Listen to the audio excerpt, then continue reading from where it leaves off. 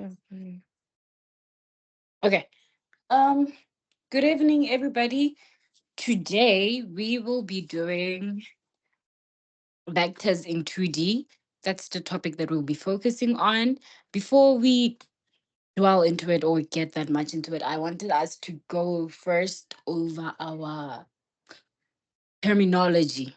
Like, let's just recap so that when we bump into these words while we're doing exercises and questions, we we're not shocked as to what's happening, right? Okay. Um, okay. So since while we're doing vectors in 2D, everybody can see my screen, right? I just need one person to say yes. Yes, Yes, ma'am. ma'am. Okay, great. Thank you.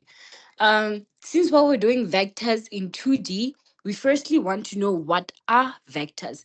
Vectors are basically physical quantities that have what? Magnitude and direction, right? They don't only have magnitude like scalars, but they have magnitude and direction. So vectors, they have what? We're saying they have magnitude and direction. And how we represent a vector, right? We represent a vector by an arrow. And this arrow, right? Let me just do this. Let's say this is your vector over here. This arrow, it'll take the direction of where the vector is going, right? Okay, and let's say there are two vectors acting on one system. Those two vectors, when we add up the force or the magnitude of the two vectors, when we add them up, we come up with something called what? The resultant vector.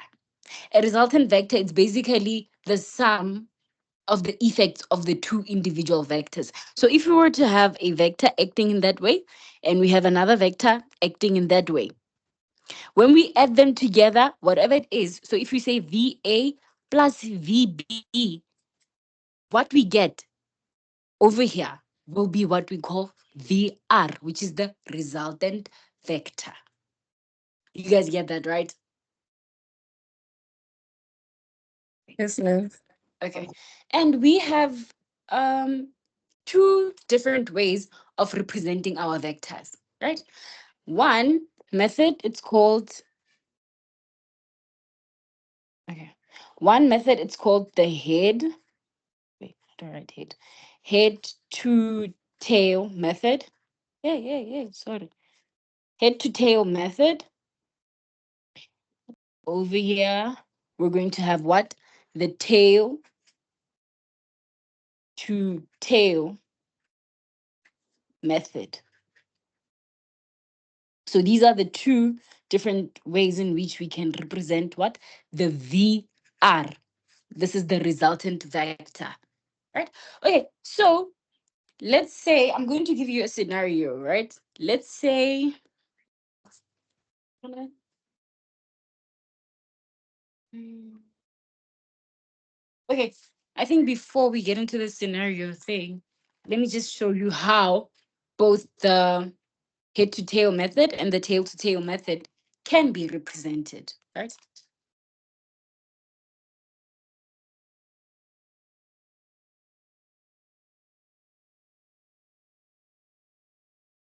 Okay, so for the head to tail method, when you represent it, right, you're going to have maybe one vector, let's say V1, and you're going to have another vector, which is V2, right?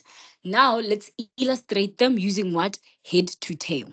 So if we have vector 1 and it's moving in that direction, this part over here, that's our tail, and this is our head. And if we say it's a head to tail method, it means that the head of the next vector, it's going to be where? On the tail of the first vector. So if this is our V1, it means that V2, when we put it, like when we draw V2, it has to join V1 where? At its tail, right? This will be your V2. And I guess it does make sense because It's the head of V2 joined to what? The tail of V1. You get that, right? Does everybody get that? Yes, ma'am. Okay. And Yes, ma'am. then,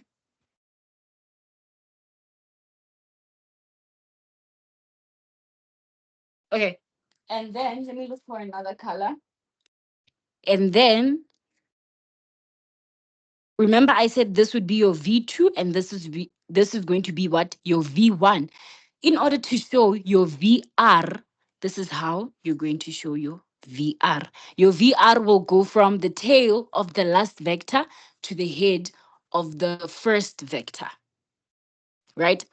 Fine. And this VR in words, as I said, it will have the same effect as the sum of V1 and what on V2. Right. Okay. Let me just do this. Now, when we move on to the tail to tail method, this is where it gets a little spicy, right? It's a little different. So let's say same thing as V1 and V2, but we want to show it using the what? The tail to tail method. It's also in the name, tail to tail. So which means the tail of the two vectors, they're going to touch one another. Unlike this one, because this one we said what? It's the head of the next vector touching the tail of the other vector. So this one is simply just going to look like this. Let's say this is your V. Okay, let's just copy what's happening here. So let's say this is your V2 and this is your V1 going this way. So see how here they're touching where at the tails. So in order to get the resultant vector of this one, what you're going to do now is okay, sorry, you're going to construct a parallelogram. How are you going to do that? In between the two vectors, sorry, this is V1. Okay. In between the two vectors, you're going to draw a vector going outward, right? But this vector that's going outward, it has to somehow connect when, oh, flip it, I made a mistake. I'll rectify it, ne? Okay, okay. So before you draw your resultant vector, I would advise you that you fill up this space in order to make it a parallelogram. Basically, make it a four um, size shape, right? And then after making it a four size shape, you're going to connect where the two vectors meet to the other end of your parallelogram. If you can just ignore this, right? So it would, the proper way in which it would look, it would just be like this. Okay, this is your V1, this is your V2. This is the tail to tail because where are they touching? At the tails. And then firstly, if you want to show your resultant vector, you're going to have to complete this, make it a what? A parallelogram, a four-sided shape. Then after making it a parallelogram, you have to draw your resultant vector from the tails of the two vectors to the other end of the parallelogram. So this would then be your VR. Do you guys get that?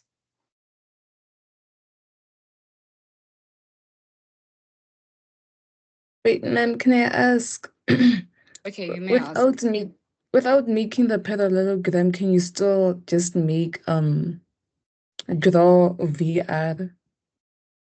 Um, Like, do you have to show right. that you made it into a You would parallelogram? need to show that you have made it into a parallelogram so that it makes sense. Because reason why we're making it a parallelogram is so that okay, wait. If it's like this, right? We have our two vectors. One is going that way. This is your V2, this is your V1. And you just do this without completing the parallelogram. Reason why we want to complete the parallelogram is so that we can have two triangles, right? We can treat them as two separate triangles because we know if it's a parallelogram, if we are treating this as a parallelogram, the opposite side it's going to also be equals to V1, and this side is also going to be equals to V2. So when you perform your calculations and you have this, you can use this side as V1. So Oh, if you don't close it down to make it a parallelogram, it's going to only be like this. You won't know what the other sides are. Do you get that? yes, ma'am. Okay, great. Sorry.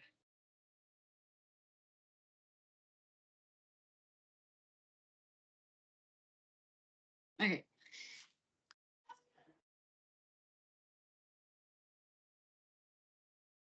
Okay, sorry about that. Um, La Raza. Okay, that's kissing it. So, fine. These are our ways of representing what the resultant vector, right? Either the head to tail or the tail to tail. That part you understand it, right? So I'm going to need us to do a little activity just to, okay, but before the activity as well. Before the activity, okay, let me show you another way in which you can represent the resultant vector. You can sometimes have collinear vectors, right? What are collinear? I hope this is the right spelling. Collinear vectors are vectors that are acting just simply in one dimension. They're both either acting in the same direction or just along one dimension. So let's say we have a rock over here, right? Then we have boy one. Boy one is pulling the rock using F1. And then we also have boy two also pulling a rock from maybe a rope or something using F2, right? Let's say this is 10 Newton. The force that he's applying is 10 Newton. And the force that boy two is applying, maybe let's say it's 5 because it's smaller than boy one, right? Okay, cool. See, they're acting in the same direction. So their resultant vector is just going to be simple. You're just going to say FR equals to what? F1 plus F2. Because we did say that the resultant, wait, yes, we did say that the resultant vector, it's just the sum of the two individual vectors or how many vectors you have acting on the system. Do you understand that? So it will just be FR equals to 10 Newton plus 5 Newton, right? And look at the direction. Take note of the direction. They're both acting where? Towards the right. So let's say you're taking right as positive, right? You have to always illustrate what your direction, what direction you're taking as the positive, right? So let's say you say right as positive. So this 10 Newton is going to the positive side. This 5, it's also going to the positive side. You saw your FR, which is your resultant vector, right? Will just be 15 Newton to the right. Okay, you can just do this to this arrow is just to illustrate that this is a vector, right? So I just wanted to show you that sometimes you can have two um, vectors acting in like in one dimension. They could either be going to the same direction, or let's say again rock, one is pulling to the left and another one is pulling where 15 right. Okay, and then you're asked to like to draw the resultant vector. What you firstly need to say is that you're taking the right as positive. So your VR resultant vector would now be what? It would be 15 plus, because you remember, what is the resultant vector? A resultant vector is the sum of the two individual vectors acting on the system. So it would be plus negative 10 because you took the right as positive. So your VR magnitude would just be what? It would just be 5 Newton. And because it's a positive, you have to state to which direction it will be going. So you're going to say 5 Newton to the, sorry, to the Right. Same thing applies if it's going up and down. Then this is your F1, this is your F2. FR would just be F1 plus F2. You get it, right? And you'd have to choose north, south. You'd have to say maybe north, it's north as positive or south as positive. Do you guys understand this as well? Yes, ma'am. Okay. So this is just basically vector addition. You get it as a form of collinear vectors, all acting in the same direction. All that you just have to know is that um, they're just represented as FR, which is the resultant vector, equals to the sum of all the individual vectors acting on the system, right? Okay.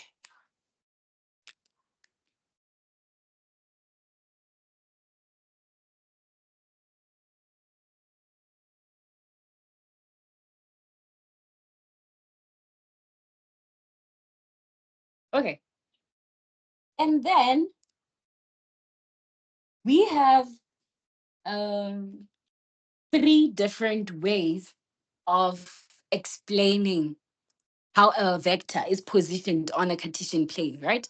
We have, you could either explain it, you could either, wait a minute,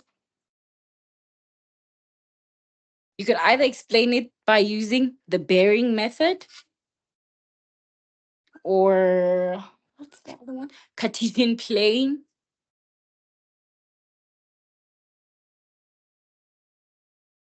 It's called Cartesian plane from the positive x axis, the positive x axis. Then the third one would just be um the compass direction. Basically, your north, south, east, west, right? So let's explain what bearing would be, right? So, right, you have your Cartesian plane, right? Like this. Um, this is your north, this is your south, this would be your east, right? Then this would be your west. So when we speak about the bearing method, when we speak about the bearing method, you have to take note that the bearing, they measure it directly from where? From the from the north side of the Cartesian plane. So if you have a vector, right? If you have a vector, um,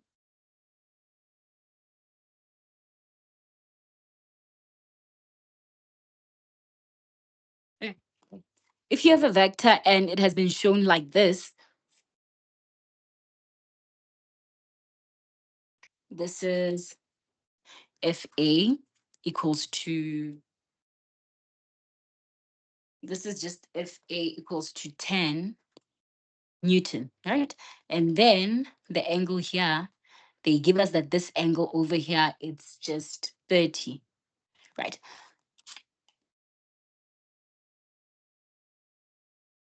Wait. Okay.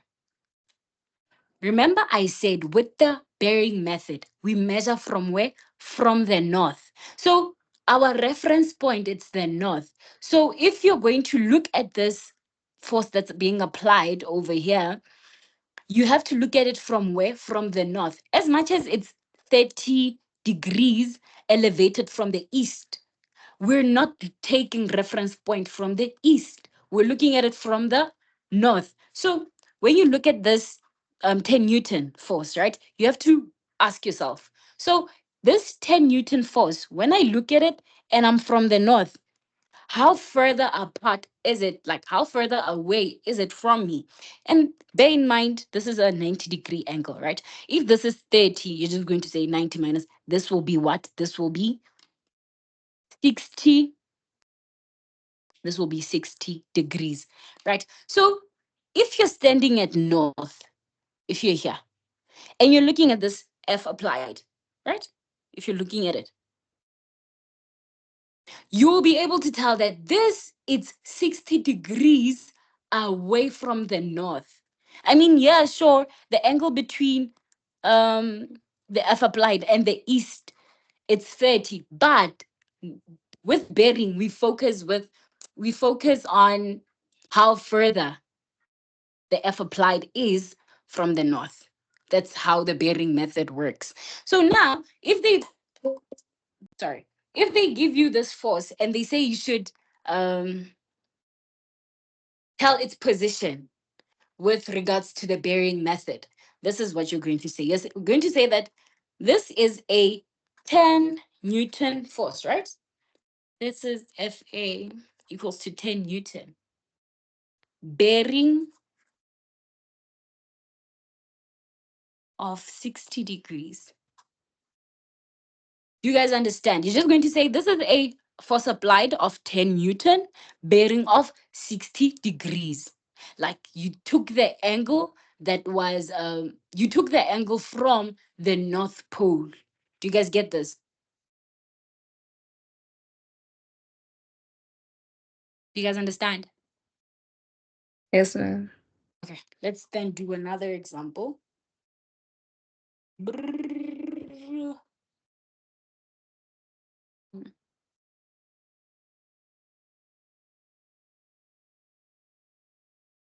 Okay.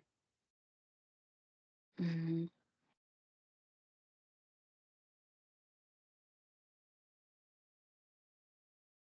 okay, let's just say if A equals to 30 Newton, right? And this is 20 degrees. So this 30 Newton, that force that's being applied, it's 20 degrees from the south, right? But remember, we said with bearing, if you have to explain where the position of this is, what are you going to say? You're going to say that B, which is this one, it's a force applied at 30 degrees. Sorry, 30 Newton bearing, right? We have to reference it from where? From the north. So remember, from here until here, it's 90, because this is 0, this is 90, this is 180, this is 180 degrees. Okay. So from the north, we're going to go all the way like this. Where should I put it? Okay. We're going to move all the way until this point. So we want to know, basically, you could treat it like the distance from where? From the north. So you would have to walk like 90 past 90, come to 180 past 180, and walk a further 20 degrees. So it would be 30, it will be a force applied of 30 Newton, bearing what? What's 180 plus 20 degrees? It will just be um 200, 200 degrees. You guys get that, right? So, ma'am, does it have to go in like clockwise? Yes, it's always clockwise. With the Oh, bearing, it's always clockwise. okay. Okay, let's make another example. Brrrr. Just like ruler. Okay, this is the last example that we have here, bearing. Um, let's say this is let's say this is 55 degrees. Okay, and this is 10 Newton. Nah, let's say 39.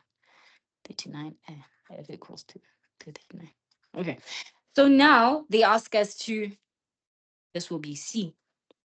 They then ask for the position of this force with what? Using the bearing method. So this will just be an F equals to 39 degrees Newton. And then we go again, try and figure out what the distance will be from where? From the North Pole. So you're going to say 0, this will be 90, 90, 180, 180. This is 270. 270. So um wait. Yes. So it'll just be 270 plus 55, which means that this, it will be 300 and, which you see, bearing, you have to say bearing 325 degrees. This, it's just basically, if you were to walk, you would walk 325 degrees before you reach this vector. Do you guys get this? The bearing method. Yes, ma'am. Okay, great. Okay, awesome. Now let's move on to the next one. Um, okay. The next one will be, though I think normally they just specify and they tell you which method you should write down your directions in terms of ne. So you'll just have to know all of them. And if they do specify that use the bearing method, then you'll use the bearing method. If they say use what, you'll use that one. Do you guys get it? So now for B, we're going to have the compass direction. The compass direction, this is where you use your north, your south. Wait, let me just do this.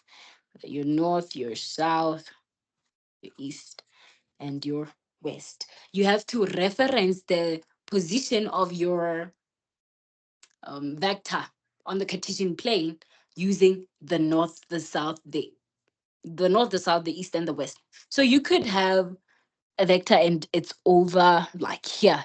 So you'd have to explain where does this actually lie in terms of this and this. You get it? So now let's do a bikini. Um, what do you call it? Yeah, a bikini. Okay, fine. So, so this one, it has like a little trick to it because people always, people always somehow find it tricky. I don't know what could be the reason, but they find it tricky. Hey, so this is 15. Wait, 50 degrees, and let's say this is 10 Newton. This is your north, this is your south, this is your east, and this is your west. Okay, fine. And now they tell you using compass directions, you have to explain exactly where this is, right? Okay, fine. I don't think I did it justice by drawing it like, but yeah, let's say this is 50 degrees, right? I want it to look realistic because if this is 90, 50 could at least be like this.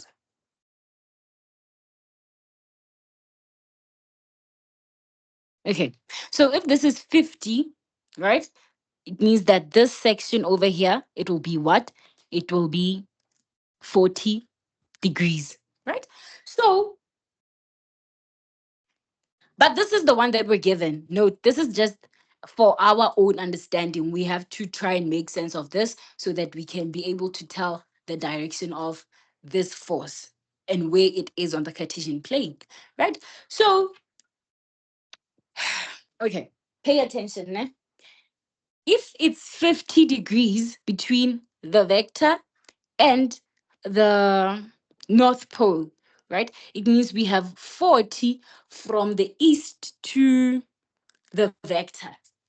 You guys get that, right? And I'm going to need you to write this. I'll explain what this means. Nah? You're just going to say whatever that is the closest will go less than the name in the name. Okay, so this is the little trick that I was saying that you'd have to actually like memorize or kind of know so that you can always get this one correct. Because people really, if they say, okay, fine, let me just focus on the fact that it's coming from the north going where, they somewhere somehow always manage to like mismatch them, right? So if this is your north, this is your south, you have to look which one between east and the north is the closest to the vector. In this case over here, which one is the closest to the vector? It would be the east, right? Right? All right. Yes, ma'am. Exactly. So it would be the east that's it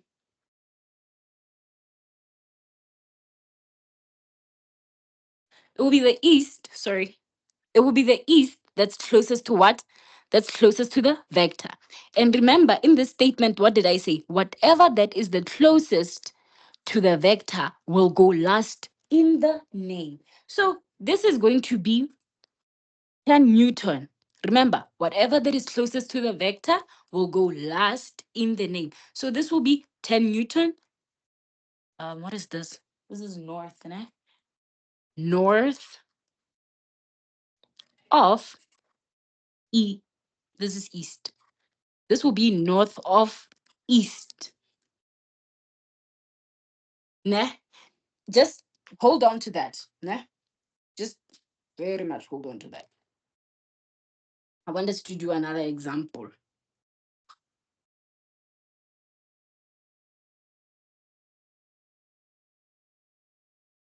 Okay, let's do another example, right? Let's say we have another one over here. And this is what, okay, this is the angle that we're being given. It's 30 degrees. And this is V2. This is basically vector 2. And they ask you to describe the position of vector 2 on the Cartesian plane. Again, whatever that is closest to the vector will go last in the name. So this, let's say this V2, it's 10 Newton. This will be V2 equals to 10 Newton. Whatever that's closest to the vector will go last in the name. So it will be 10 Newton east of south. Do you guys understand that? Yes, ma'am. No. You okay? Did somebody say no? Yeah, ma'am, I don't understand. How come it's not south of east? Oh, Okay, let me look for. How come it's not south of east? yes, ma'am.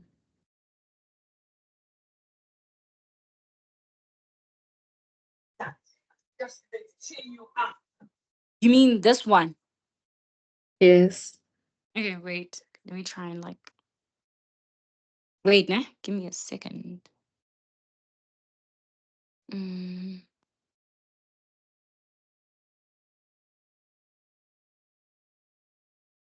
I have to because I wrote down the reason as to why it's not that. Uh,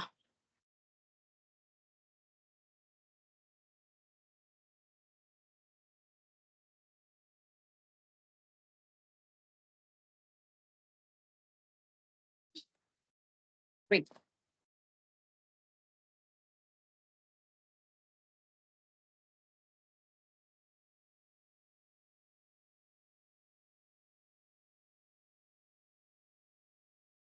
Okay.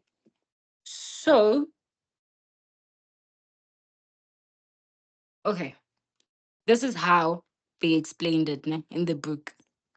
They said if it's over here, reason why they say east of south, it's because how can I put it? Oh my goodness. How can I put it? How can I put it? How can I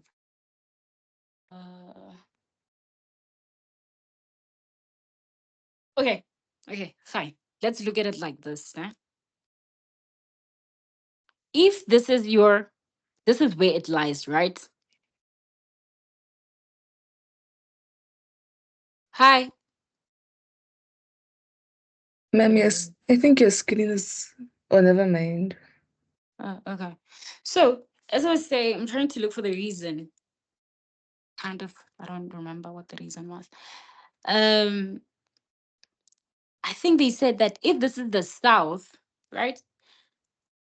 if it lies on the south and it's going towards the east. No, no, that wasn't the reason. Okay, can I circle back to the reason as to why it's not east of south, but why it's not south of east? Like, I'll get back to that, nah? Because I don't Yes, remember, ma'am. honestly. But trust me, like, this is the actual, like, this is how it should be. It's just that I was quick to note this down, then learn why. Yeah? Okay. So if we're given another one, and if we're given another one, it looks like this. Let me make an example. Um, and they give us that this angle it's 25. Again, we check which one is it which one which one is the closest pole to our vector v3, which is equals to 50 Newton, right? When we look at it and our v3 equals to 50, right? We'll ask ourselves which one between the west and the south is the closest to the vector. It will be the west. So which means the west will go last in the name. So it will be, yeah, it will be V3 equals to 50 Newton, what? South of west. This is the compass direction. Ane? Yes, ma'am. Okay. Now let's do a little example. So, so for example, one, we have a statement that says, okay, I'm gonna need you guys to note this down. They're saying two boys are pulling, two boys are pulling a cart out. Sorry, let me just write down the statement out of a garage. Right? Boy one pulls it. Okay. Boy one pulls it 50 degrees, 500 Newton in the eastern direction. Boy two pulls it 600 Newton um in the southern direction. In the southern direction. Okay, fine. So let's look at what the statement is saying. It's saying, okay, two boys are pulling a cart out of a garage. Boy one pulls the cart how? At 500 newtons in the eastern direction. Boy two pulls it 600 newton in the southern direction. Right? So this is basically how. So basically, this is how it's going to look. They're telling us that boy one, north, south, east, and west. They're telling us that boy one, it's pulling it in which direction? In the eastern direction, right? This is not drawn like according to scale, by the way, right? And this is 500 Newton, right? And then boy two pulls it down, pulls it 600 Newton in the southern direction, right? So it could just look like this in the southern direction. This is 600 Newton. This is just F1. This is F2. Right. Fine. So we have two forces. See, their tails are touching. So it means what? This is the tail to tail method. right? And then they tell us in this question, they say, calculate, calculate the resultant. So remember, we said if we want to calculate the resultant vector of what? Of a tail-to-tail method. Step number one, what we have to do is construct our parallelogram. So it will look like this. Let me just close it down over here. Then it will go down like this, right? And then the resultant vector, it's going to go from where? From the tails of both the vectors to where? To the other end of the parallelogram. So this over here will be our what? This over here will be our FR. Do you guys understand this so far? Yes, Yes, ma'am. ma'am. Yes, ma'am. Okay, great. So if they say calculate our resultant, right? This is the resultant. They want to know what this is, right? We know that this side is 600. Remember, I said it's a parallelogram. Properties of a parallelogram state that opposite sides of a parallelogram, because parallelograms, we have stuff like circle, I'm lying, stuff like squares and rectangles, right? We know that in a parallelogram, what? Opposite sides are equal. So if this is 500 Newton, we might as well say that this is also going to be what? 500 Newton. And remember, this is a 90-degree angle. This is also a 90-degree angle. These are also 90 degrees angle, and they've been cut into half. So it makes them what? 45, 45. Do you guys understand that? Yes, ma'am. Okay. So now remember, if you have a right angle triangle, and it's like this, it's a right angle triangle, and you have A and you also know B, and you're trying to look for this, you can just use what? The Pythagoras theorem. So you're just going to say r squared, which is your hypotenuse. This is r squared. It's just going to be, let me just do this, wait. Let me make this an X and let me just make this a Y. So your r squared, it's going to be what? X squared plus y squared. Whatever that's here and whatever that's in your x-axis and whatever that's in your y-axis, right? So it will be r squared is equals to x squared plus y squared. So we can apply the same thing where over here, because we know the side. We also know the side. We're just looking for FR, right? Yes, ma'am. Okay, so it will be FR squared equals to what? 500 squared plus, what is this? 600 squared. So FR squared will just be what? Where's my calculator? It will be 500 squared plus 600 squared. 61, right? But because we're not looking for FR squared, we're looking for FR, the magnitude of FR, we're just going to what?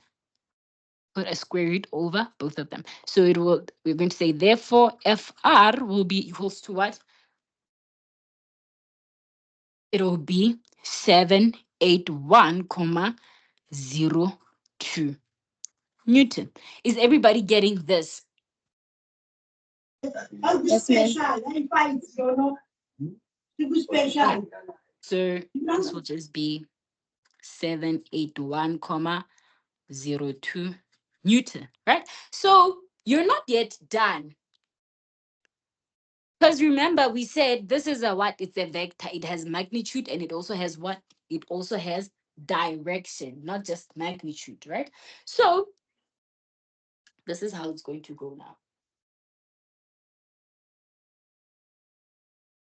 Because we know that this is a 90-degree angle, if you're looking for the direction, you could either take this angle over here, make it your theta. So what's going to happen if you make this angle your theta? You're going to say, if you now have to calculate, because that's what we do when we're looking for the direction. We have to look for a particular angle on the triangle, right?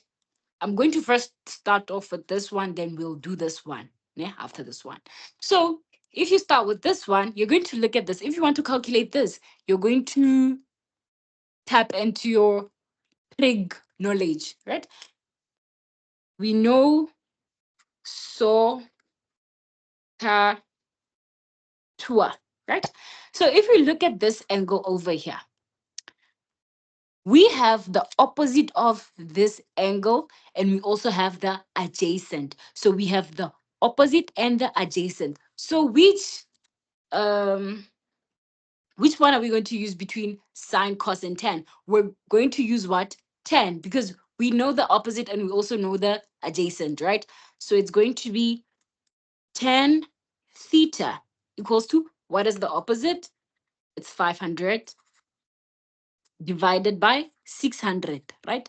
These will just cancel one another out. So we're going to have tan theta equals to 5 over 6. But because we want to find out what theta is, we have to do arctan, right? So it will be theta equals to the inverse of tan all over 5 all over 6. So therefore, the direction will be what? You're going to have theta equals to, let's look at what it is. So you're going to have shift 10, 5 over 6. So it will be 39, comma 8, let's say 81 degrees. Is everybody else getting this for theta? Or is somebody getting a different thing?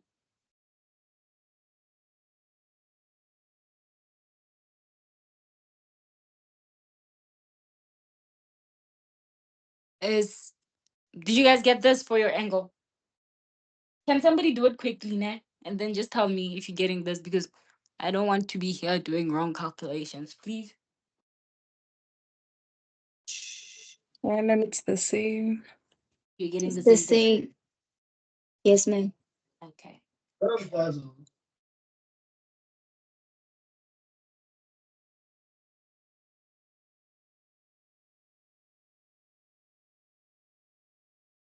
Okay. So, okay, wait. Can you guys give me a minute?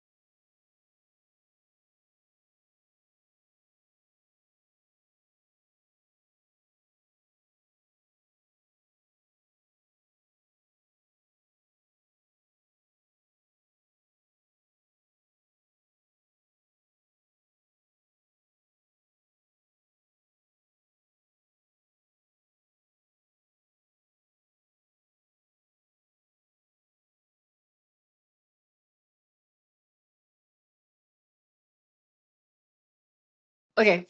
So, when you write down the magnitude and the direction of your resultant vector, you're going to say FR. It's a vector, so you have to show by the arrow, remember? So it's going to be FR equals to, firstly, you write down the magnitude. It's going to be 781, comma 02 Newton. Then the direction is going to be 39, comma 81 degrees. Wait. Now we go again, add it.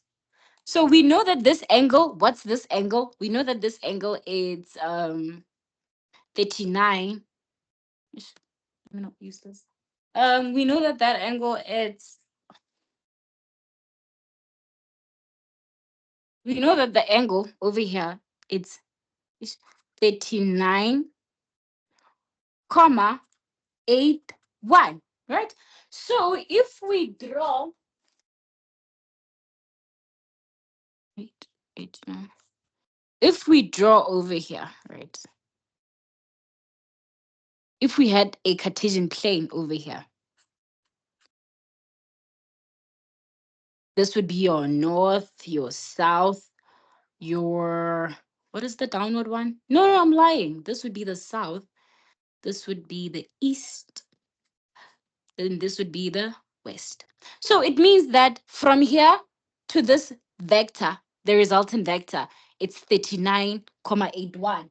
But we know that this is what? This is 90 degrees. So in order to get what this side will be, we're just going to say 90 minus 39, sorry, 39,81.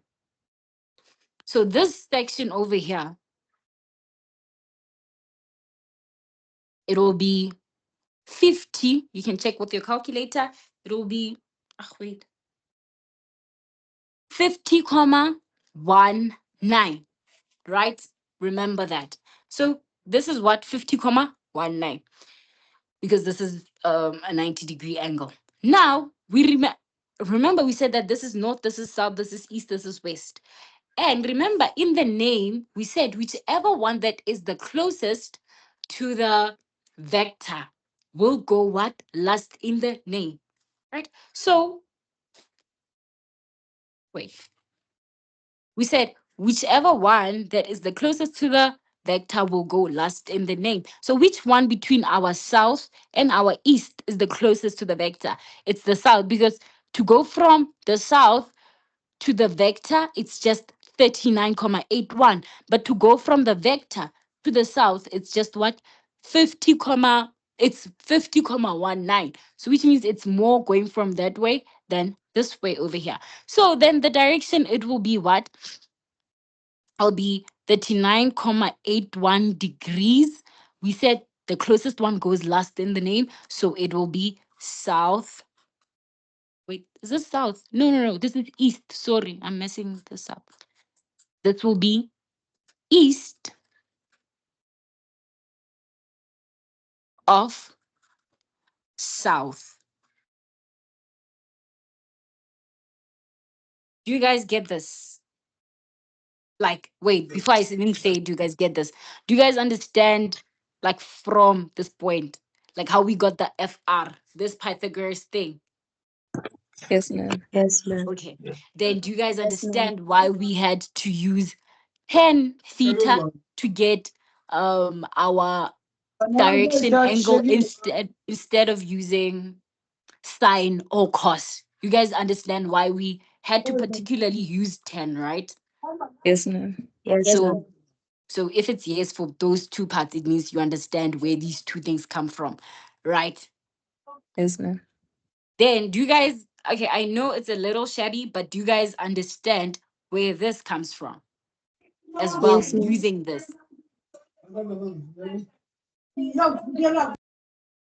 Do you guys get it? Yes, Yes, ma'am. ma'am.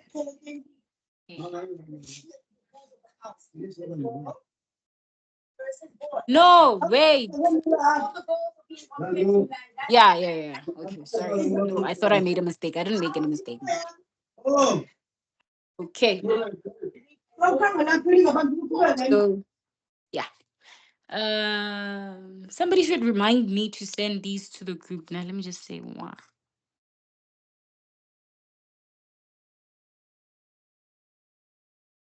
No, this was our one. Yeah, it would just be two. Okay, fine. Now let's hop on to another. What time is it? 7. Let's hop on to another example, ne?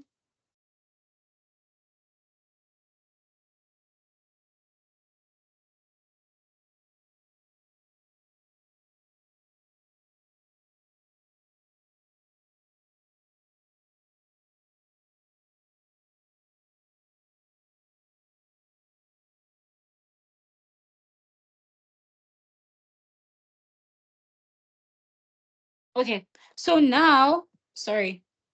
So now I'm going to explain what scale drawing is, right? Scale drawing. Go back to that example, that one with the boys again, right? We're going to reuse this scenario again, right? So they're saying scale drawing is basically when you draw, actually, your ruler has measurements to it. Like we're normally given forces as maybe this force it's going to be 10 newtons, right?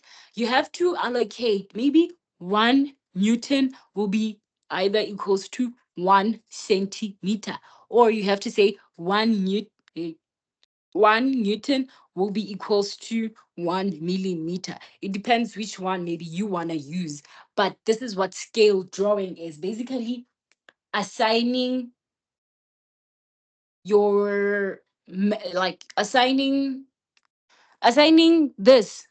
your forces measurements so that your diagram can be more accurate. Do you get it? Yes, ma'am.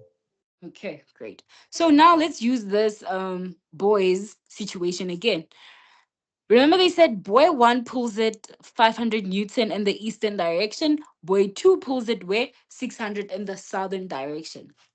So if they tell us to draw a scale diagram of this, we can easily just say, um because this is 500 and this is 600, we can't say 1 newton will be equals to maybe 1 centimeter. We're gonna sleep here, we're literally gonna sleep here, because we don't even have,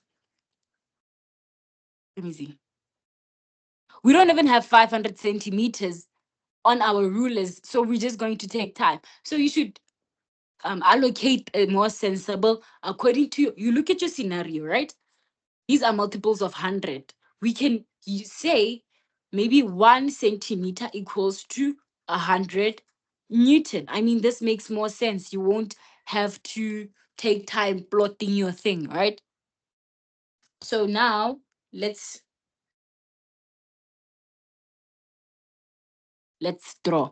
So in this scenario, let me just make a rough sketch over here. They're saying boy 1 pulls it where 500 in the eastern direction. So it means in that direction over there, there's 500 Newton. In the downward direction, there's what? 600 Newton. And I'm going to show you how you can find the resultant vector just by using the scale drawing, right?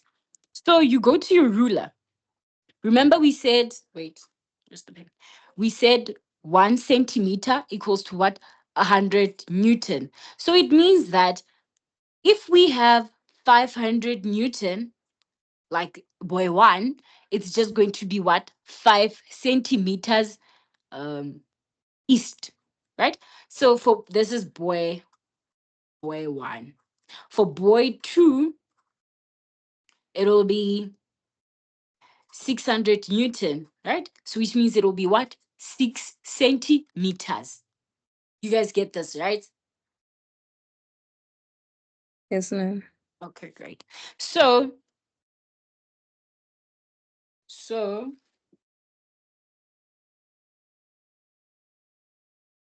wait, just wait a minute.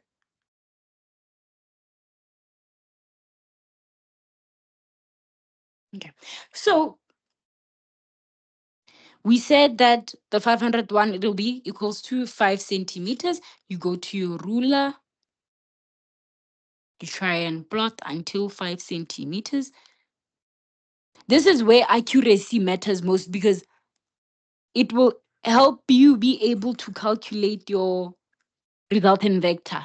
But provided that you're not being accurate, your resultant vector might be what? Incorrect, right? So this is going to be um F1. This is boy 1. This is F1, right? And then they said boy 2 pulls it down. How? In the southern direction. So you can start it over here. We said boy 1 is going to have what? 6 centimeters, right? Because it was 600 for him, right? So where is it? It's over. This is where it ends. Can you see it's tail to what? To head method, right? So now, if you're looking for the resultant vector, this is just F1, this of equals to 5 cm. Okay, let me just write it as 500 Newton. This is F2, which is equals to what? F2 equals to 600 Newton. So now, if you are looking for what? For the resultant vector, you're going to take your ruler and just join the two together. Remember, it's tail to head. So even when you join, your resultant vector has to be from what? It has to be from the tail of the first one to the head of the second vector, right? I mean the direction. So when you join them together, you take note of what the measurements are on your ruler. Where you're going to stop, that is your measurement for the resultant vector. Let me show you what I mean by that. So when you plot, and then of course you stop over here. If you're following through, ne? Let me just push this down. If you're following through, you'll be able to see on your ruler that wait. Okay. It kind of wait.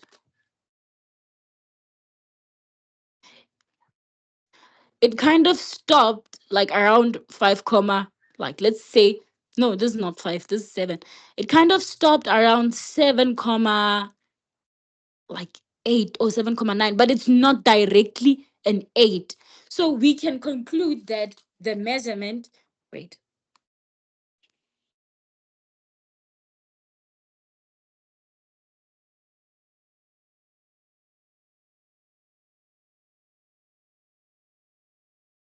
what? Okay.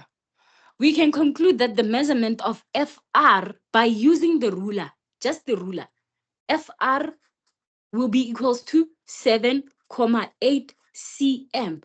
You guys understand where the 7.8 cm is coming from, right? Yes, ma'am. Okay, great. So now remember, if you want to get the 7.8 cm in Newton, remember our selected thing. We said 1 cm equals to 100 Newton. So now we're trying to find out what the resultant vector is going to be, but we only have the resultant vector in what? In its centimeter form. So we can easily just calculate what it's going to be in newtons. So we're going to say 1 cm equals to 100 Newton. And then below it, we're going to say 7.8 cm equals to x. This is the x that we're looking for, right? So we're going to cross multiply. So it will be x equals to 7.8 multiplied by 100. So x will be equals to, when you go on your calculator and you say 7.8 multiplied by 100, it's giving you 780. So this 780 will be your force for the resultant vector. So this is how you can find the resultant vector using through scaling. Do you guys get that? Yes, Yes, ma'am. ma'am. Okay. So we know that therefore FR will be equals to 780 Newton. Let me switch on the lights.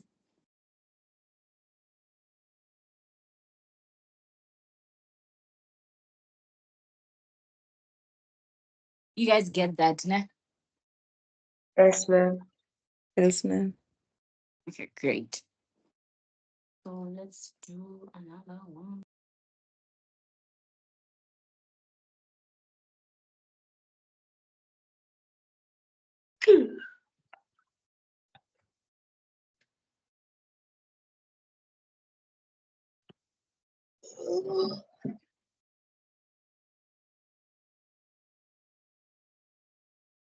Okay.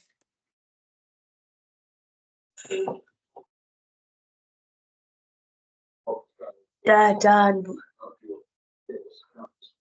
Okay. So this was that. No, fine. Sometimes you can get, look at the what's in common amongst the things that we've been working with.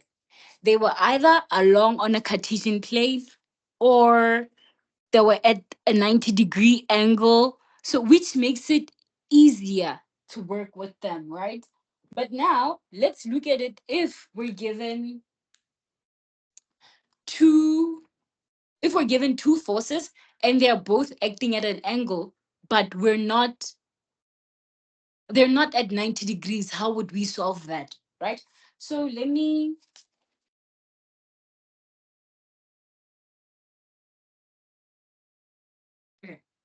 So let me just do this. Should be about 30. Okay. So if we have two, this is called the triangular method of finding the resultant vector, right? Under the triangular method, we have the cosine rule and we have the sine rule, right? Just pay attention and they're pretty simple, so you'll be able to like grasp them quickly.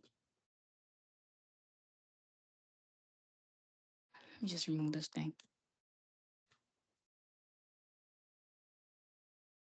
Okay, so as I was saying, let's say we have a Cartesian plane, right? And we are given, okay, we have a Cartesian plane. Yeah, that's good. We have a Cartesian plane, and they're telling us that we have a vector over here, right? And we also have a vector over here. And this is maybe V1, this is V2. And they're telling us that this is maybe 10 Newton, this is 20 Newton, right? And they want us to find what the resultant vector of these two things, right? Let me put you on. If we have two vectors that are acting at a very like obtuse angle, right? We don't know what this angle is.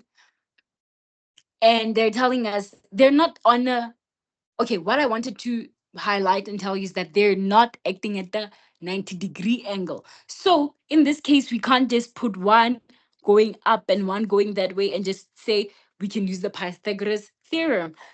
But instead, what we can do is complete this as a triangle, right? We're going to form a triangle, right? Using these two vectors.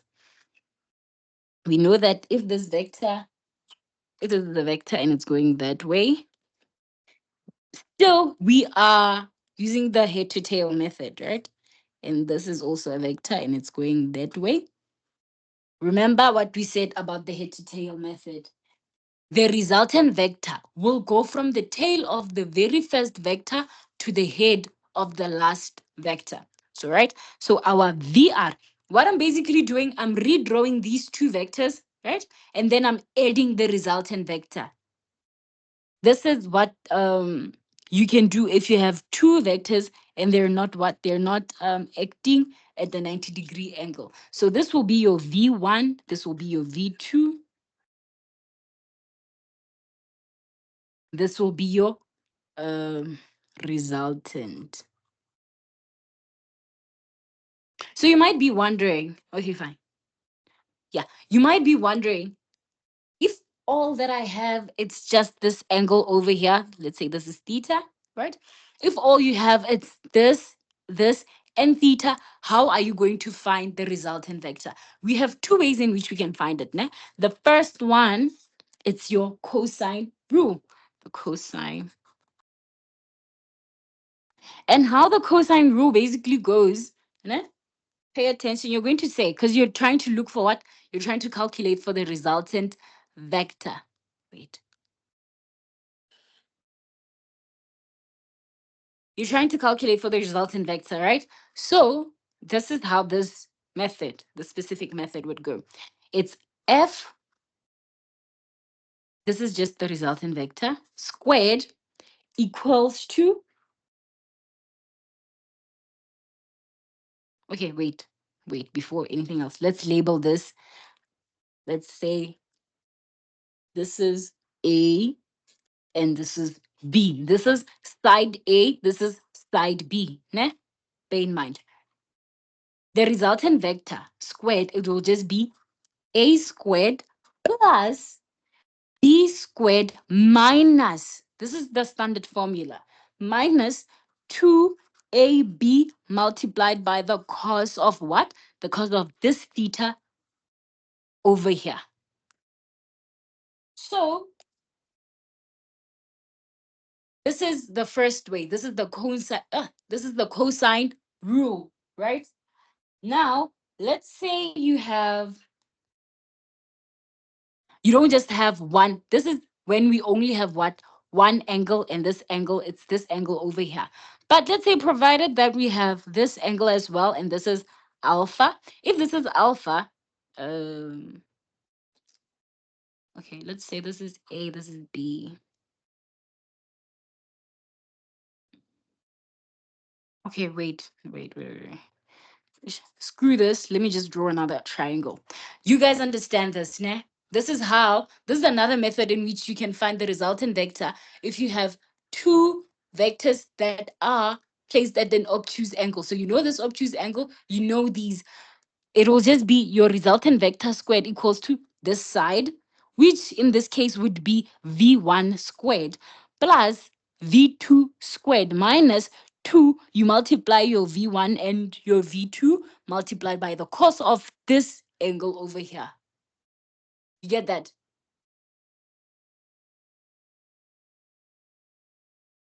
Do you guys understand? Do you guys understand the No. cosine?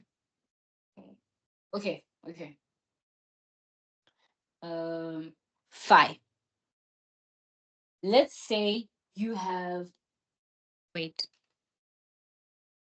Okay, but I'll re-explain this, ne? Um,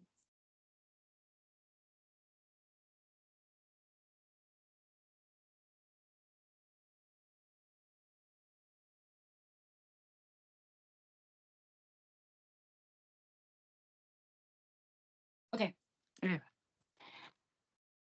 You do understand the part that sometimes they are both acting in different Cartesian planes, but we want to find the resultant vector. I was saying, if this is the case and we know the angle in between here, what we can do is construct them into being a triangle, right? We then form one big triangle. This will be A. This will be our A side. This will be our B side. Then this will be when we join these together, because we know that this is one vector. It's going that way. Then the other one will be going that way. They are both following what the head to tail method. Then this will be the resultant vector, right? If this is your resultant vector, in order to find the resultant vector, right? I made a mistake over here. Let's say this one is going over there and this one is going over there. This would be our resultant vector. Let's say you're trying to find the resultant vector, and this is your resultant vector. In order to find this side, you're going to use the cosine rule. This is the cosine rule. What does the cosine rule state? The cosine rule states that um, it's like that one. It's like Pythagoras theorem, because Pythagoras theorem, it says r squared. Ne? This will just be the same thing. It's saying the resultant vector squared. So it will be this side, basically. Not necessarily just the result, it will be this side. So we're saying, because we know that this side is the resultant, we're saying f resultant squared equals to this side, right? If this was just a triangle and it looked like this, let me just, this is the resultant. Okay, wait. They're going that way, going that way. We had two separate vectors, right? They were acting at an angle, but the angle is not a 90-degree angle. So this is one way in which you can solve that instead of using the 90-degree, because you can't use the 90-degree here. Pythagoras doesn't apply because it's not a 90-degree angle, right? So instead of the Pythagoras theorem, you just use this method instead, which is the cosine rule, right? So if you know this is A, then this is B, and this is your resultant vector, and you know theta over here. You know this angle, you know this side, you know this side. You're looking for the resultant vector, which is this side. And you're the one that drew your own resultant vector because you knew what if a vector is acting in that direction and another one is acting in that direction, of course, the resultant vector, this is how you would draw it. You're closing the triangle by drawing the resultant vector, right? And then your cosine rule, it states that f this side squared equals to this side squared. So it's a squared plus this side squared, b squared minus 2ab. So you multiply the magnitudes of this side and this side multiplied by cos of theta. This is the cosine rule, right? I think I should just explain it, then you'll see it properly implemented once we're doing an example. Ne? So Yes, ma'am. this is the cosine rule. You just completed the triangle by using the cosine rule. Another method that you can use, it's the sine. Brr. Another method that you can use, it's the sine rule. The sine, remember this one I said it applies only if you know this side. You only have one known angle, which is this angle over here. The cosine, no, I'm lying. The sine rule, it applies if you know, let me show you. Again, you'd have an image like this, but then wait, let me just say. This is your V1, this is your V2, and this is your resultant. You know that on this one, you only just have one known angle. But on this triangle, this is known. Let's say this is theta. This is also known. Let's say this is alpha. This would also be known. Okay, fine. Let's say this is A, B, C. So this side, it's the AB side. This side, it's the BC side. This resultant vector side, you can just call it the resultant vector side, or you could call it AC. Now, this is how the sine rule says we should calculate for the resultant. So if we're looking for this side, but we know this one, and we also know this one, and we have other known angles, what we can now just do is we can say, okay, so the sine rule, it's pretty simple. Ne? You're going to say a side divided by the opposite angle. So in this case, you're going to say AB divided by what? Divided by sine of C, right? Fine. Then you're going to say BC divided by sine of alpha, right? Then you're going to say AC divided by what? Sine of theta. So the sine rule looks like this. The sine rule, it just says this angle AB.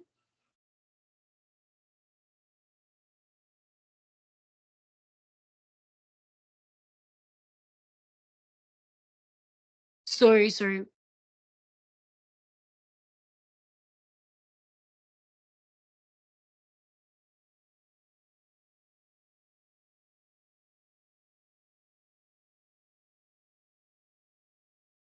about that, guys.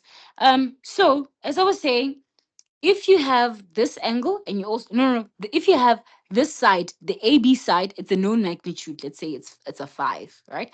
And you know BC, it's also of a known magnitude. Let's say 6, right? This is known, and you know these angles over here. You can say AB, which is this, you're going to say AB divided by what? Sine this angle over here. So sine this angle. So it's going to be AB divided by sine C. Equal. This is just the angle that would be here, right? Because this one I assigned it an alpha. This one I assigned it a theta, but this one I didn't write anything, right? I don't know what to write because I wrote alpha and theta here. So, but this is sine the angle that's over here. Ne? Understand that. It would be equal to BC. BC divided by the opposite angle. So you're going to say BC divided by sine alpha equals to what? Equals to AC divided by what? Divided by sine theta. So how you actually use these, ne? Let's say you're looking for the resultant vector. You don't just plug every, okay. If you're looking for the resultant vector, right, which is your AC, you could, and you know BC, you know AB, you know BC, you know all the other angles, but you're looking for AC. This is how you're going to apply it. You're going to say AC, wait, you're going to say AC divided by sine theta equals to what? If you know this angle, if you know this side and you also know this side, you choose which side you want to use.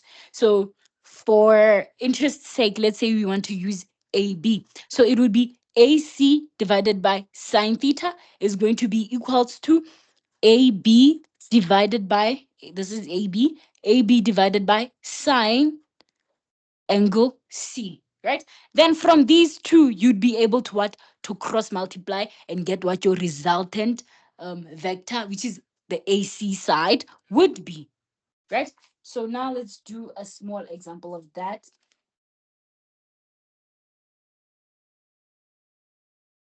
Okay, quickly because time is running out.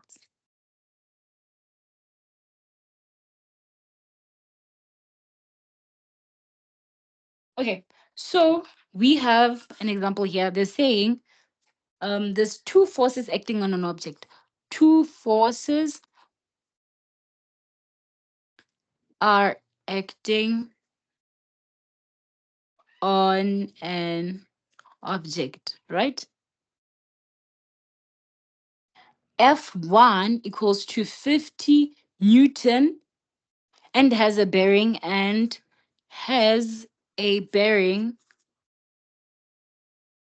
of 25 degrees, and F2 equals to 80 Newton and has a bearing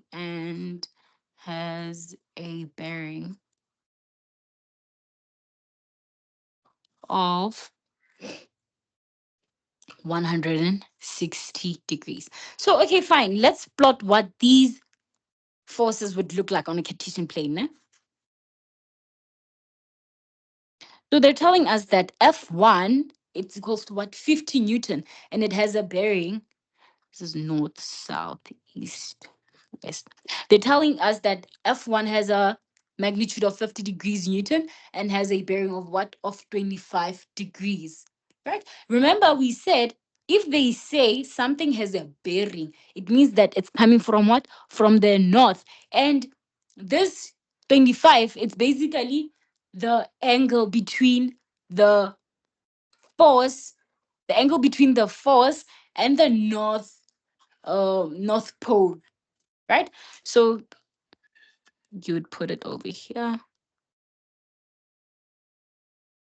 this way, and this would be the 50 Newton, and this is going to be the 25 degrees, because this is 25 degrees relative to what? To the north pole. You understand this, right? Why you wouldn't put it this side but this side, because we said if it's bearing, you calculate it directly from where you start. You use your north as your reference point, right? So this is the first one, and they told us that the second one, it's an 80-degree Newton and has a bearing of what? 160. We know that this is 0, this is 90, this is 180. So okay, if this is 90, 180 minus 60. Oh, 180 minus 160. Okay. This would just be like 20 away from that. Okay. This is where your 160 would be. What I just did, I just said one, because this is 180, right? I just said 180 minus 160. And I found out that it's 20 from the south. So it would be like this here. So from here until all the way here, what is it? It's 160. So it's 160. That's the, if this was the distance from the north to F2, which is 80 Newton, would be what? It would be 160 meters. Same way, it's just 160 degrees from the north bearing. From the north, sorry. You guys understand this, right? Yes, ma'am. Okay, great. So now,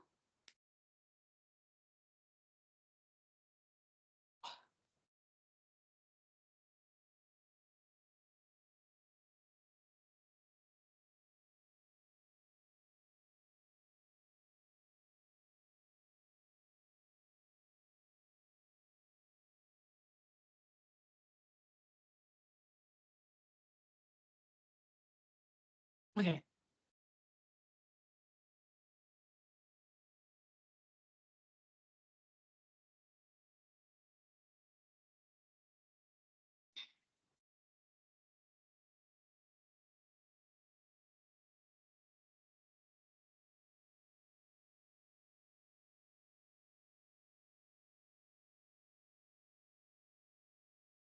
Wait. No, I'm trying to.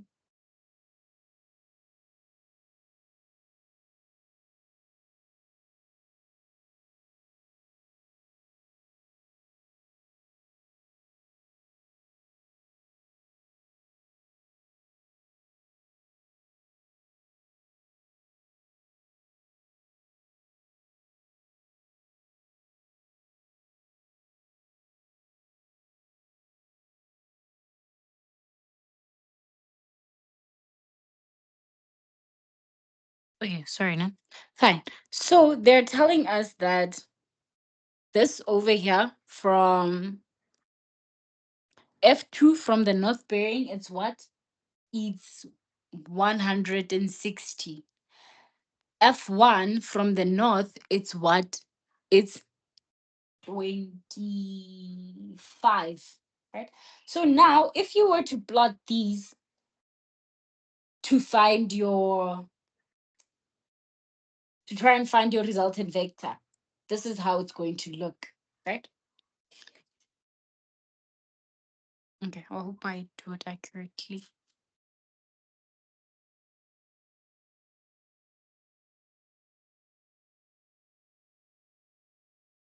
Okay, so okay, what I'm going to do, it's similar to this one. What I just need to do is complete the triangle. Basically, make these two vectors, the ones that we have, join so that I can get what? The resultant vector. Next. Okay. So this is how it would look. Mm, okay.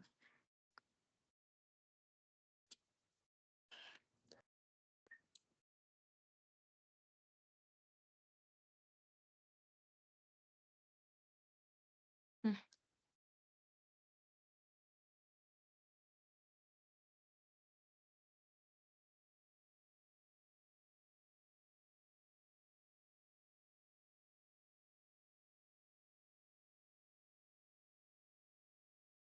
okay. So this would just look like this.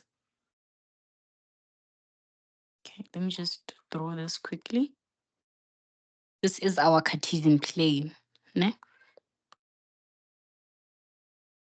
This is the north, this is the south, this is the no south, east, and the west.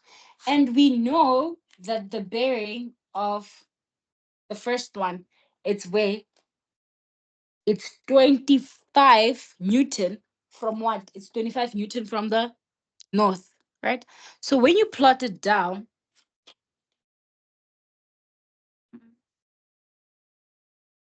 okay, we don't necessarily have to do this. Never mind.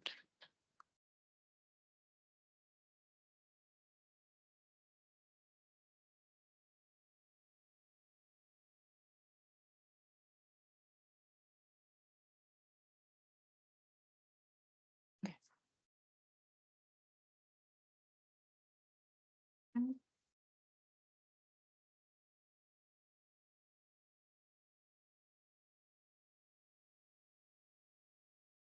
give me a minute then. I'm trying to find a way in which I can explain this using the this method instead of drawing a parallelogram.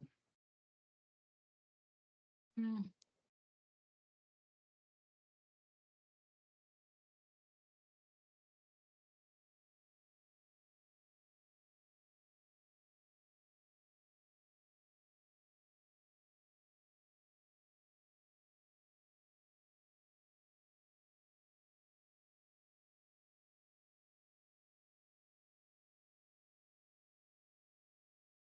Okay, so this is how you can do it. Found a way, now. I hope you guys understand it. All right. Um. Okay. If you have this over here, remember this. It's what? It's 160 from. It's 160. It's 160 from the North Berry. So if you were to just plot these things, one triangle would go that, not one triangle, one force, it would go that way. Then the next force, basically just shifting them around, it would look like that. And then if you were to join these together, this would look like, sorry, for not using the ruler over here. And if we have one force going that way, this is V1. This would be V2. This is the one, yeah, 15. Eh? Then this is the V2 one. I'm trying to have it do ahead to wait. Hmm. Wait. Wait, let me check something now. Off paper. Let me check something quickly. Sorry, name guys. I'm really sorry.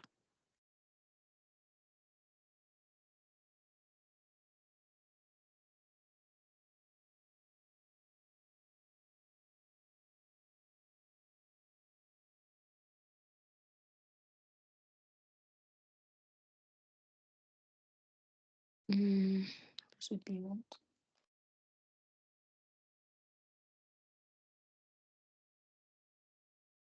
And this would be wait. This would be F bar.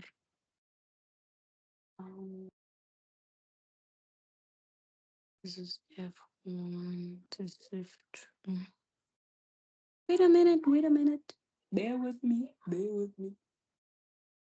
And this is just this. It's like because it's the 25.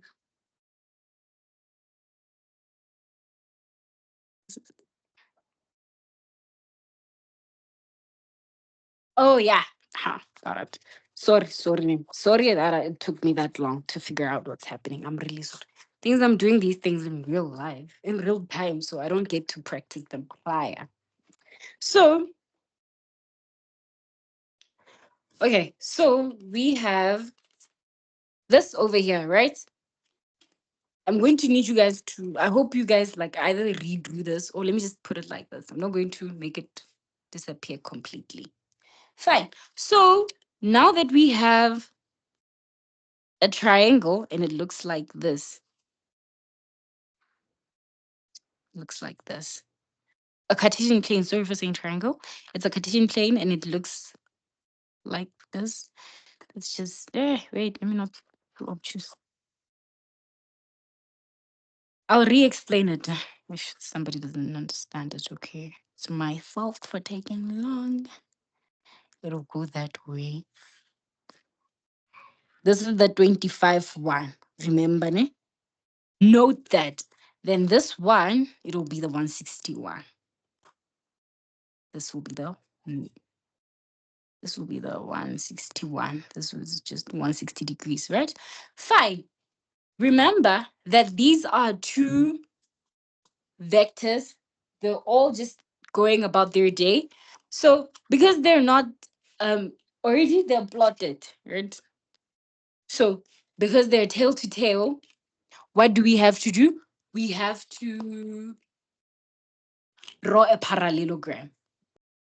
Hold up. This parallelogram, eventually it will become a triangle. So when I just wait a minute. So it will go up like this. Let me use this.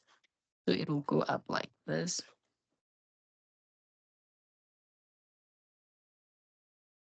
Go up like this. And then it'll come down like this.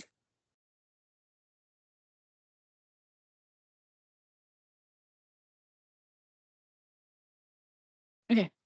And remember, we said this is the first one, this is the second one.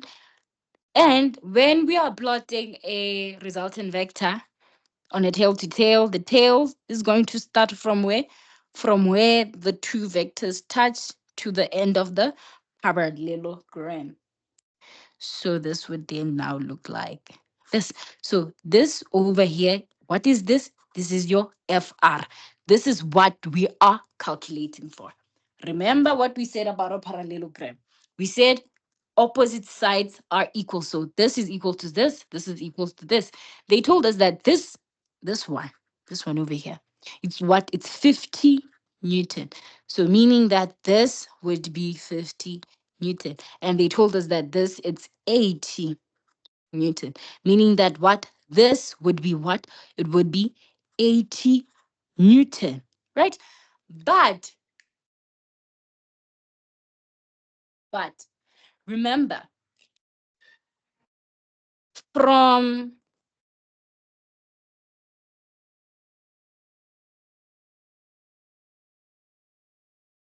okay, okay,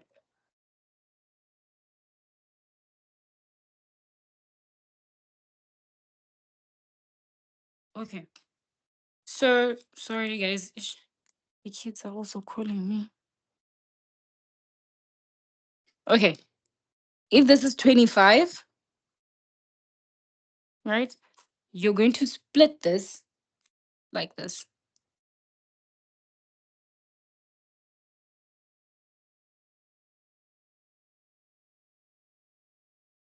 I want you guys to understand something now.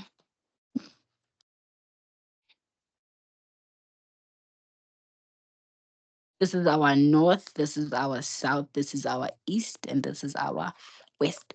We know that if this is the 50-degree Newton, this is the 30-degree Newton. And what do we know about? No, this is the 80-degree. This is the first one. This is the second. This is the first Newton. This is F1. This is F2. What do we know about F2? It's given where over here that it has a bearing of what? Of 160. What we just did is that because we know that it was here initially, we took it upward so that we could be able to complete by drawing the resultant vector.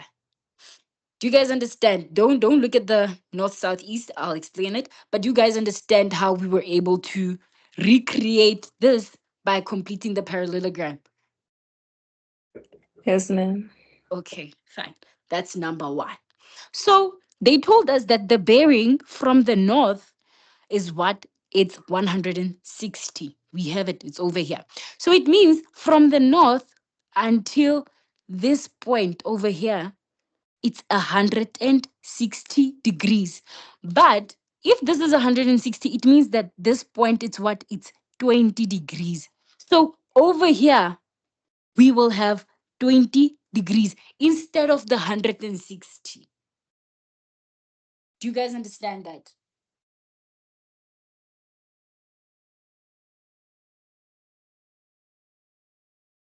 Hey guys. Yes, Hi. ma'am. So from the north, the 160 is already over here, 160, right? So which means this is what? It's 20, right? You guys get that part, right? Why it's 20. Yes, ma'am. Okay, fine. And now let's look at the first, because we're trying to have a triangle whereby what? We have this angle over here so that we can use the cosine rule. Because remember, the cosine rule requires this over here, right? So if this is 20, Now we go back to our first vector. They said that from the north, it's just a bearing of what? Of 25. So over here, we'll have a 25. Close it. So now we have to add these two together because now they form which angle? They form this angle over here, right? When you do this, they form an angle. So you're going to say 20 plus 25, which will just be what? 45. So now we have a triangle that looks something like this. Sorry.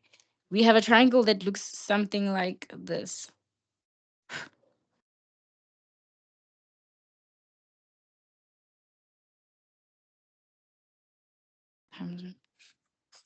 We have a triangle that looks something like this. This is 50 Newton. This is 80 Newton. This is 45 degrees. You understand where the 45 is coming from, right? And this would be your resultant,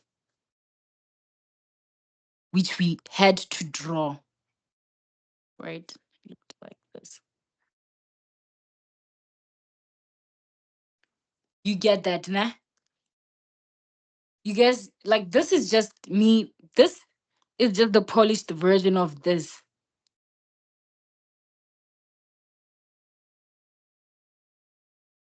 Do you guys get that? Yes, ma'am. Okay. So now remember, we said if we are looking for the resultant vector, we have A, we have B. We can just easily use what? The cosine rule. The cosine rule, it states that F res squared equals to A squared plus B squared minus 2AB multiplied by cos theta. We have all these variables, so we can plug here. It's going to be F resultant squared equals to what's our A squared? It will be 50 squared plus what's our B squared? 80 squared minus 2 all into what's A? 50. What's B? 80 multiplied by cos of what? Of 45 degrees. So it will be F res squared. Do you guys understand this? Ma'am, the formula there for me doesn't make sense. Okay. Okay. So one way, okay, unlike the sign one where it's just easy to say this one divided by this one and this one divided by this one. This one, it's a little, okay, fine. Let me put it like this. Let me try and explain it. Maybe through explanation, you'll get what it means. Né? So we have, actually, it's a three-angle triangle. We know the two sides, right? So how you're going to get the third side, sort of similar to your r squared equals to x squared plus y squared. You're still looking for the resultant vector, right? So it's r squared. This x squared now, it won't just be your x. It will be one side that you know. So it will be this side, right?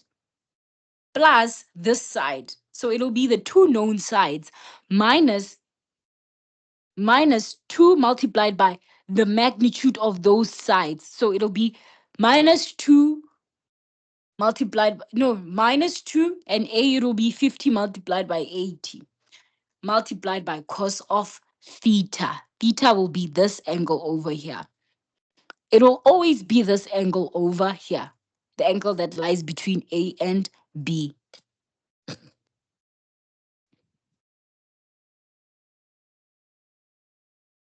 Do you see it now?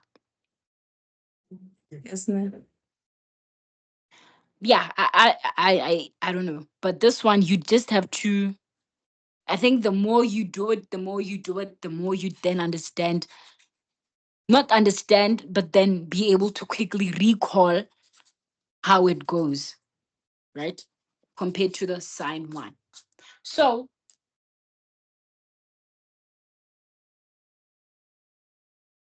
So this would just then be 50 squared plus 80 squared minus 2 into 50, then multiplied by 80, multiplied by cos of this theta, which is 45. The answer is going to be 3243.15. But because this is r squared, you'd have to introduce your square root. This and this will cancel, so it means your resultant vector will be what? Equals to answer 56.95 Newton. So this will be the magnitude of your resultant vector. Don't worry, we're going to do more and more examples now of these types of questions. So I just need you to understand why this, so that we can have this, right? So let's move on to the next one.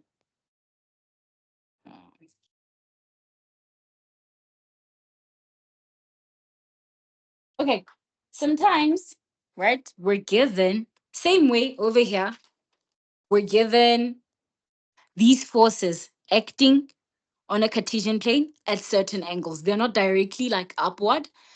We could have it looking like this, but now what are we doing? We're learning how to break it down into components, right? This is now components. So if we have,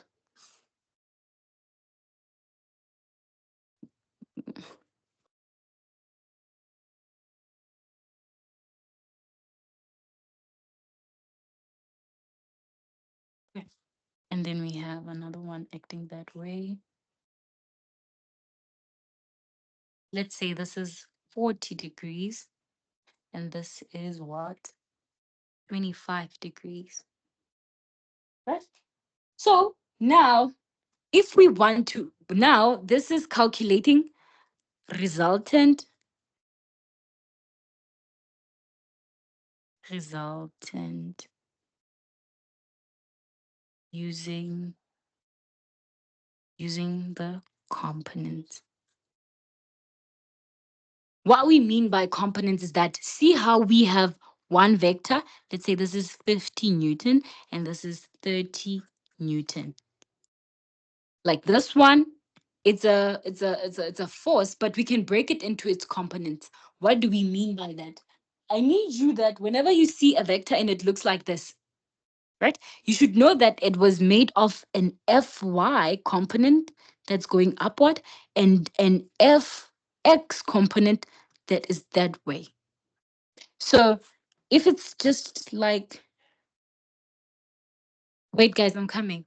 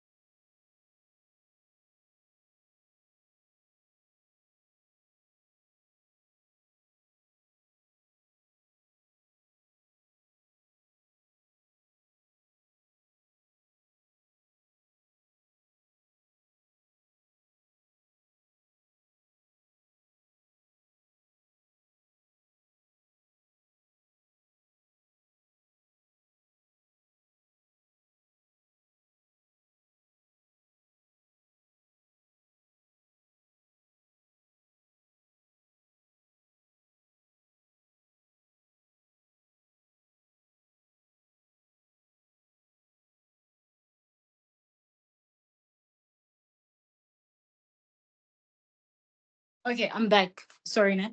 So, as I was saying, sometimes we're given a force and it's acting along on the Cartesian plane, but you can easily just break it into its components.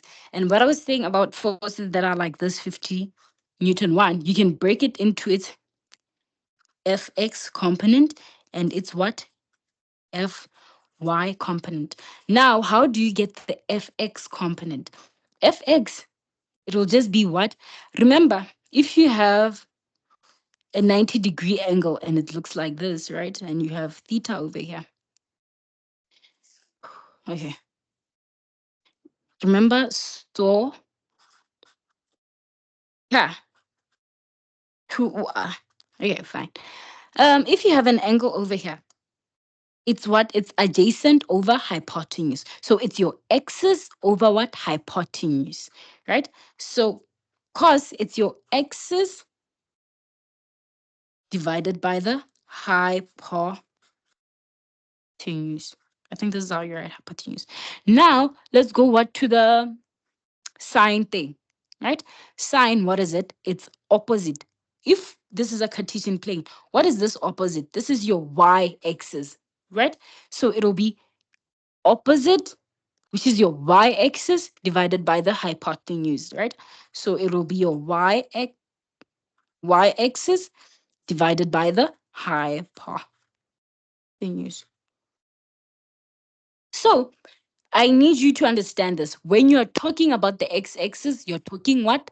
Cos. When you're talking y-axis, you're talking what? Sine. So in order to get the fx component of this force over here, it will be what? Fa, which is the Newton, multiplied by what? Multiplied by cos of theta. So it'll just be what? So this is the 50. This force, its magnitude is 50 Newton. So the Fx component of this force will be what? It will be 50 multiplied by what? By cos of this angle, 25 degrees, which will be equals to what? 50 multiplied by cos of 25. It's just going to be what? 45 comma 32, right? This is the fx component. Now we have to get what? The fy component. The fy component, remember I said, if you're thinking your y-axis, you have to think what? Sine, right? So it'll be the fa, this a, it's f applied. So it's this force over here. It's force applied multiplied by sine of theta. So it's going to be what? 50 multiplied by sine of 25. So it's just going to be what? Equals to 50 multiplied by sine of 25 degrees equals to what? Equals to 21 comma 13. So this is the x component. This is the y component of the 50-degree Newton. You guys understand it. I just broke it down into its components. So instead of it being like this, I just showed what its fy component is and what its fx component is. Do you guys get that? Yes, ma'am. Okay, but now you're not done. Because now you have two different forces. You have this one and this one. You'd also have to work out the components of this 30-degree Newton one, right? So now let's work out the components of the 30-degree Newton one. So it would be Fx is equals to, remember I said the formula is force applied multiplied by cos theta. So in this case, it's going to be 30 multiplied by cos of what? Of 40 degrees. So it's going to be what? 30 multiplied by cos 40. 22 comma 98. 22 comma 98 Newton, right? This is your Fx, this is your Fx. Now for the Fy component, it's Fa multiplied by what? Sine. The y-axis concerns itself with what? Sine theta. So it will be equal to 30 multiplied by sine. What is this? Sine of 40 degrees, right? So, so it will be 30 multiplied by sine 40, which will be what? 19,28 Newton. So now look at this, right? We have an fx component of the first one. We have an fx component. This is fx, sorry. We have an fx component of the second one. We have an fy component of the first one. We have an fy component of the second one. So if you were to put it into an illustration, this is what it's going to look like. Let's just, okay. It's going to look like, ugh.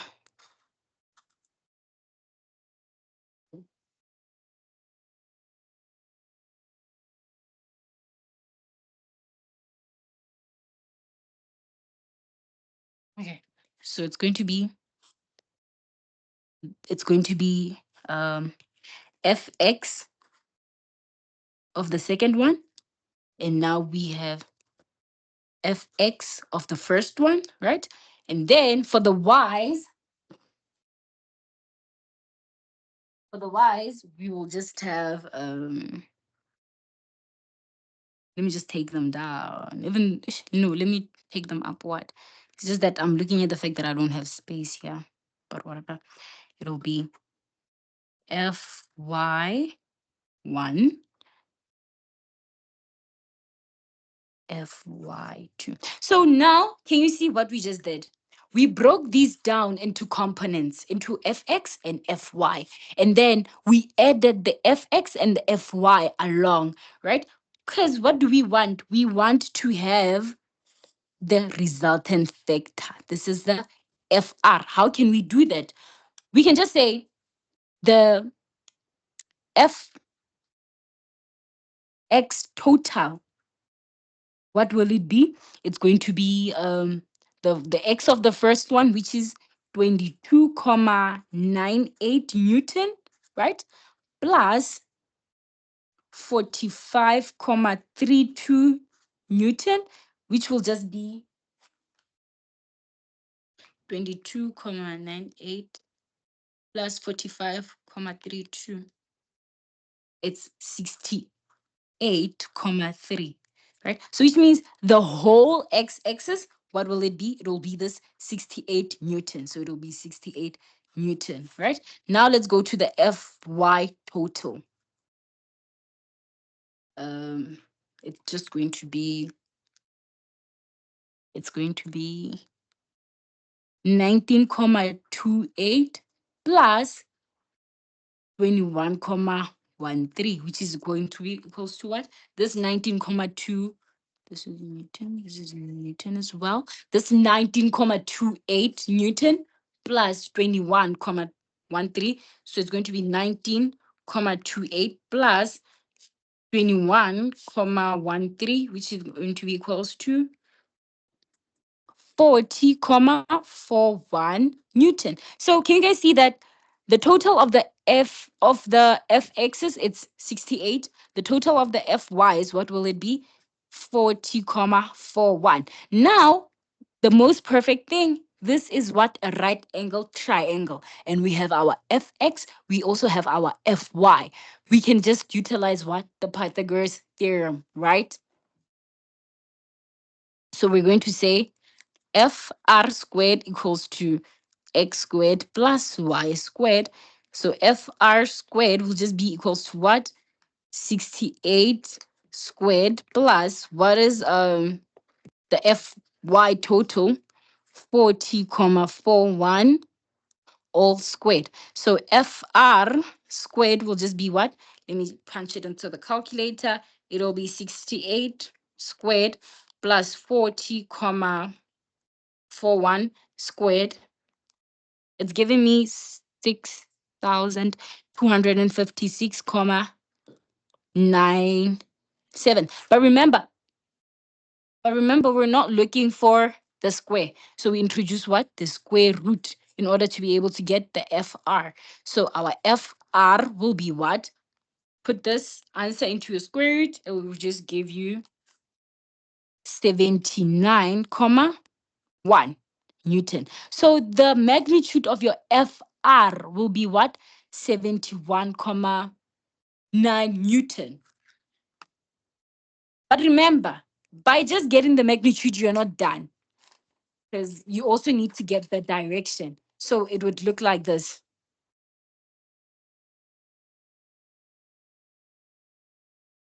Wait. So we know that this is 68 and this is what? 40,41. 40,41. And what was FR?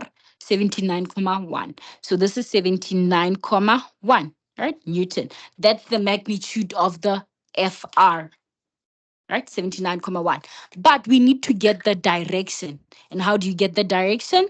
So you look for what you have. You could either use, in this instance, you're looking for this, right? Theta. You have opposite, you have, so you can use say so, ka, lua. You have the opposite and you also have the adjacent. So you're going to use 10 because you have the opposite and you also have the adjacent, right? So you're going to say 10 theta equals to, what is your opposite? 40,41 divided by, what is your adjacent? 68. So your theta will be 10, 10, 40,41 divided by 68, right? So theta will be equals to, just going to say, wait, let me type. Shift 10, shift 10, 40,41 divided by 68, right? So your theta will be what? 30,72. This will be your direction. Do you guys get it? Do you get that you had to look for your magnitude and also get the direction? Okay, wait. Yes, ma'am. Before I even say it, you guys understand the whole decomposing it into different components. Yes. Okay. And how you'd be able to,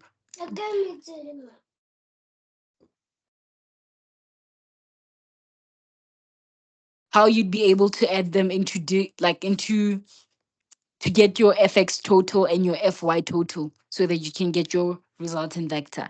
You guys also get that, right? And then finding your direction. Like that's very clear, right? I think this one is the most simplest one that we did, compared to, which one was it? Compared to this one. So I'll go back, I'll look for more questions regarding this one and more questions as to why was it like let's say it's like this, why would it be north of what instead of what? You remember that question that you asked me, right? Like that one where you were asking me why would it be north of south, like south of east instead of east Oh, of west. That one. oh, I Like I'll go saw back. why. Yeah, I'll go back and read on why that would be the reason. Ne? But so Yes, ma'am. far, this is what we've done. So far, this is what we've done today. And yeah, I hope you guys understand. I'll just send more notes to the group. Ne? Based on this. Okay. So we are done. Let me see. Yeah, we are done. This the components part was the last part of today's exercise. So we are done with regards to this. I wanted to ask, do you guys still wanna do the class tomorrow? Because people were like, oh, I feel like we should do it tomorrow morning. Do you guys think we should do it? Ma'am, are they And for physics or maths? it would be for physics, not for maths. Oh, Okay, I want to hear from all four of you guys because I'm gonna go to the group and people are gonna say, "Oh, so do you guys think we should do it?" 6 to 8 it's not bad, but maybe for some people might not be like that convenient for them. Thing is, after 8, I have to prep because I'm going to work. Unless if it's Sunday on like, but Sunday as well. Sunday it would have to be like pretty late, like maybe 1 until whatever, like 1 until 3. But if it's tomorrow, it's gonna have to be extremely early because. I think Sunday might be better, but I don't want to speak on behalf of anyone, so Okay, is Sunday also good for you guys, or you guys? Yes. So Sunday is It, better.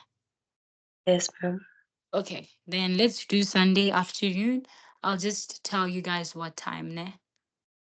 yes, ma'am. So that we can go through this topic thoroughly again. So that once we start next week, we are actually moving on to another topic. Like we would have really understood this one through and through.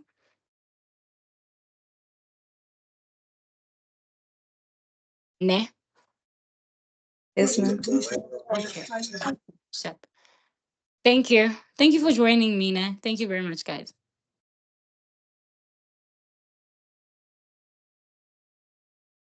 Bye.